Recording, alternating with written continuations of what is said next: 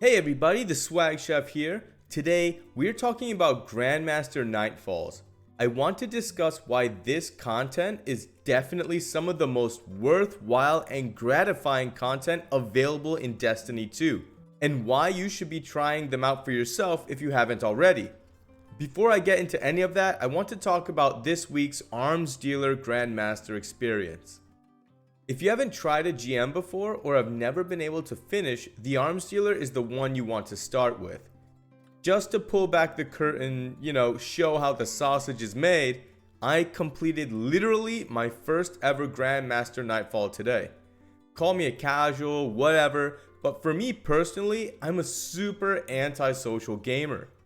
I'm not the type of person who will go out to an LFG and get a group of strangers together for a raid or a nightfall. After playing through for the first time, I 100% recommend to anyone who has any reservations to at the very least try them out.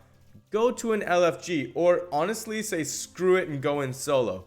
This is content that you need to be playing. So the Arms Dealer is a very straightforward strike. A bunch of different rooms, enemies spawning either all together or on one side at a time. Plenty of space to hide and backpedal. It really is the training wheels Grandmaster experience.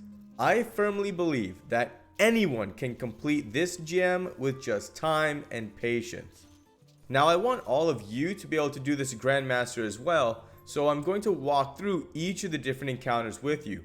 The first room has a barrier and unstoppable spawn in right from the get-go. Your best bet is to move forward just a little bit, take some pot shots at the unstoppable to pull him forward, and then repeatedly stun, damage, play cover, stun, damage, play cover until you take him out. The barriers are a little more difficult to deal with because of their health regen and just how fast it is, but not impossibly so. Once you clear out the barrier and all the other adds and move into the second area, the first thing you want to do is spend 2 rockets to take out the Thresher. The rockets from the Thresher will absolutely destroy you if you don't make it your #1 priority. You'll have some unstoppables to deal with, but here the biggest threats are the Scion snipers and sticky grenades that the Cabal throw. Both of those things being able to one-shot. Again, just play your distance and take it slow. Once you clear this area and pick up the solar charge, you have 2 barriers to deal with in the place where you're supposed to dunk the charge. Once you clear this area and pick up the solar charge, you now have 2 barriers to deal with in the next space. When taking down the first barrier, be aware of the dogs that spawn on the lower level because they hurt. After you kill the first barrier, a Thresher will spawn in. Make sure you take it down immediately. And from there, it's wait for the second barrier to peak, burst it down, dunk the charge, kill the ads with a grenade, and kill the unstoppable. In the little transit area between where you came from and where you're going, there are some Scions and Legionaries. Don't just run past them. They still hurt really bad, and wiping there hurts even more. Speaking from experience. In this next open area, you don't really have to kill many of the enemies. Get the couple of Cabal that jump up, and the Thresher on the left. Once you do that, Sparrow all the way over to the corner of the bridge going into the ship. This will give you a line of sight on the barrier champion, essentially the only thing you have to kill in this area for the platinum completion. Once you kill it, don't jump on your Sparrow right away. Go even further to the left, run around the box until you have cover, and then Sparrow away into the sunset. This next room is probably going to be your biggest challenge of the whole GM. Stay inside the doors. Don't actually go into that room. Just pepper away at the tank, throwing grenades to kill the ads if they get too clumped up. Do not stop moving.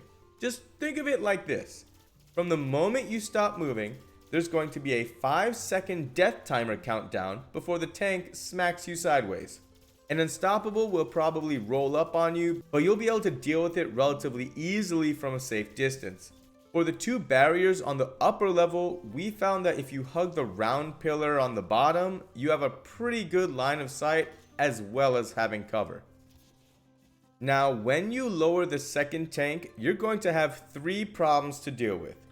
Unstoppable 1, Unstoppable 2, and Unstoppable 3. Try to stun at least 2 of them and then drop the payload. Even if you don't kill them, you have a ton of room to work with. Backpedal to your heart's content. Once you deal with them, chip away at the tank in the yellow bar, and a grenade for the doggies puts you into the next room. Now this second to last room is pretty straightforward. Wait for the boss to move away, give the unstoppable some time to close in, stun it, melt it, then deal with the barriers. Do not split your attention here, focus on one thing at a time. We did the top barrier first, then the bottom, but it literally doesn't matter. All that matters is you're focusing on one champion at a time. After clearing the room, you can do one of 2 things. Either shoot the boss normally as you ride up, or jump all the way up the chain to spawn him early. One disclaimer when it comes to cheesing him with the early spawn. I felt that it put me in the mindset of, okay, we need to kill him before we get to the top, there is no other option.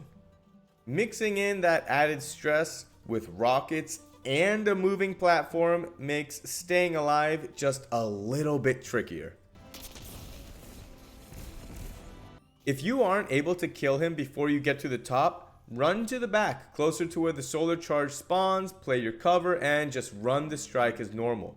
As always, make sure you kill those threshers. If you're taking your time, I guarantee you'll be able to knock this out with a little practice. All I'm going to say about the rewards is that I need an adept plug 1 in my life. One of the best things about Destiny is build crafting, hands down. There's so many weapons, mods, armor, 1,000 combinations of gear that you can put together. This is where you go to stress test your build. If it works in a Grandmaster, it'll work anywhere. I'll use my Warlock grenade build as an example. Initially, I thought that in endgame content you would have to sacrifice a firepower mod to prioritize survivability with Seeking Wells. You can do that, but by actually taking the build into a GM, I found that that wasn't really the case. It was able to function just as fine as is. It's satisfying to the nth degree to see a build that you spent your valuable time on working as intended in the hardest content available. This is how I'll be testing the validity of all my builds going forward. Obviously, my greenhorn is showing in this gameplay, but I think that's even more proof that this is something that anybody can get done. I hope you all got some good information out of this video. I was really excited to get this out, and I look forward to doing even more Grandmaster content in the future. If you enjoyed the video, please leave a like and subscribe to the channel. I am humbled by the growth that this channel has had over the past month, and I'm glad to be able to share these videos with all of you. This has been the Swag Chef, and I'll see you in the next one.